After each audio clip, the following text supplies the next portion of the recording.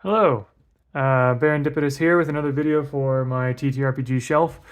So sometimes my wife and I like to go to thrift stores, bookstores, used bookstores, that kind of thing. And sometimes those kinds of shops would have TTRPG books. And so sometimes if a book looks interesting enough to me, if it's cheap enough, I might pick it up. And that's what happened with this one. Found this at a thrift store a number of years ago, several years ago, and I'm like, oh, it's only $3. Might as well get it. And yeah, I have never run this or played this. This game is called Alpha and Omega: The Beginning and the End, and it's a bit of an odd one. This is kind of I don't recognize the publishers. I didn't recognize the name or anything. Just sort of intrigued by the art and the layout and the size and shape of this book. And I'm like, oh, this could be interesting. As far as I can tell, just from a glance, it seems like some kind of apocalypse, cyberpunk, gritty cyberpunk kind of setting or game or whatever. I've never heard I've never seen anyone else talk about this game, although I haven't looked very deeply yet. I might do that in the near future, just out of curiosity, now that I'm thinking about it. But yeah, I have not heard of I don't think I've heard of this publisher before, or this game, or these people who made the game. Earl Fishel and David Carter seem to be the people who created the game, or the game designers, I should say. But yeah,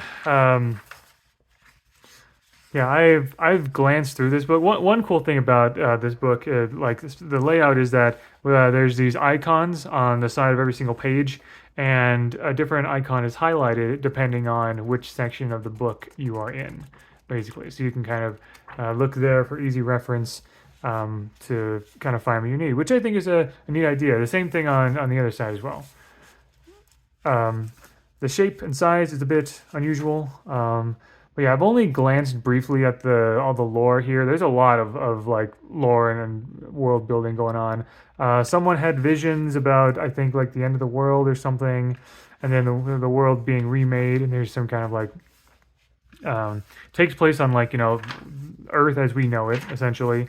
There's various conflicts, free zones, and whatever. Very much a kind of like sort of like gritty, grimy, cyberpunk kind of thing. And there seems to also be influences of, like, angels and demons, and or something kind of along those lines. Also, kind of like creeping into all of this.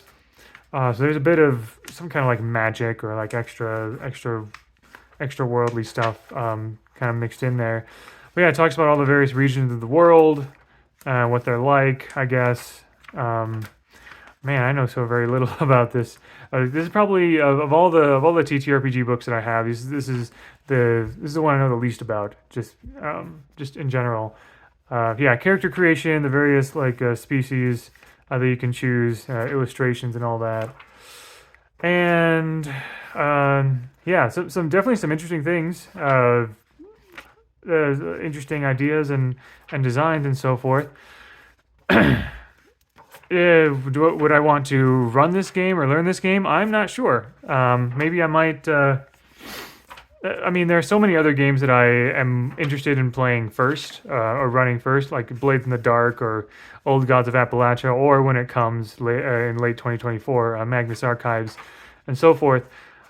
But I've now that I'm kind of thinking about it, and actually seriously looking through my TTRPG shelves, I think I might actually, yeah, vehicles, weapons, armor, and all that kind of stuff. I believe there's magic of a kind here, and stuff, and skills. Now that I'm thinking about it, I might actually sort of like look up, see if anyone's done any sort of like video reviews on this, to get a better idea of like what this game is trying to do.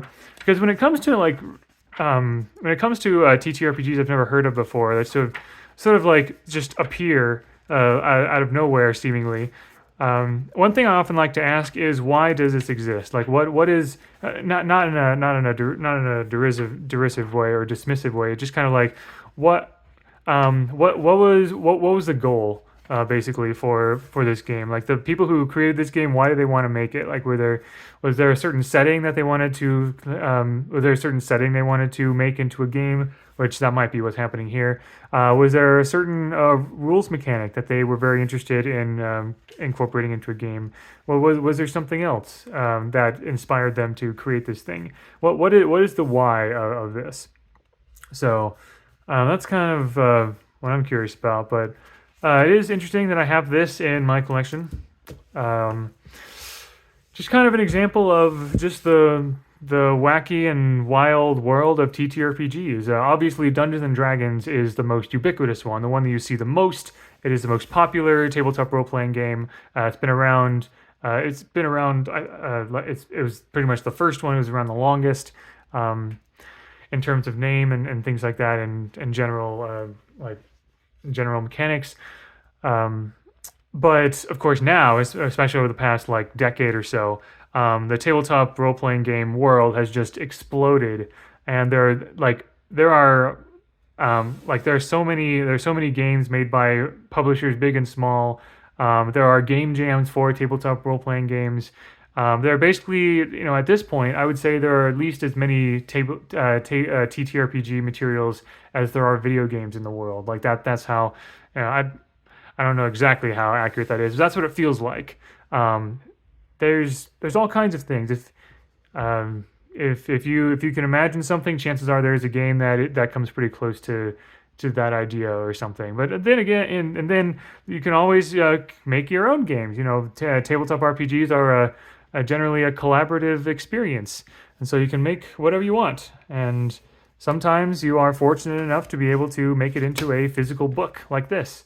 So anyway, yeah, that's all I've got for Alpha Omega. I do like this symbol though. Like this is cool. It's the Alpha symbol with Omega symbol with some. I'm sure there's other meanings behind this design and stuff.